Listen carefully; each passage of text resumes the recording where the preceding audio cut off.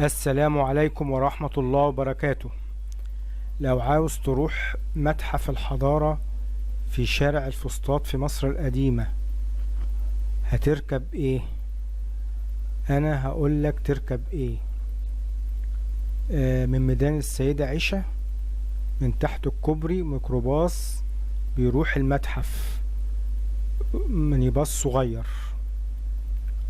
وبيوجد مينيباص رقم 45، ده برضو من السيدة عيشة، بيعدي على المتحف. المتحف قدامك اهو، وممكن تركب المترو وتنزل محطة الملك الصالح وتنزل وهتركب ميكروباص المتحف، وممكن تنزل محطة الزهراء ويوجد برضو ميكروباص صغير من عند المحطة، بس تمشيله شوية لقدام وهيوصل عند المتحف اللي قدامك اهو. ده المتحف الحضارات اللي في شارع الفسطاط اللي في مصر القديمة اهو قدامك اهو. والمواصلات اللي قلتلك عليها بتروح لغاية عنده.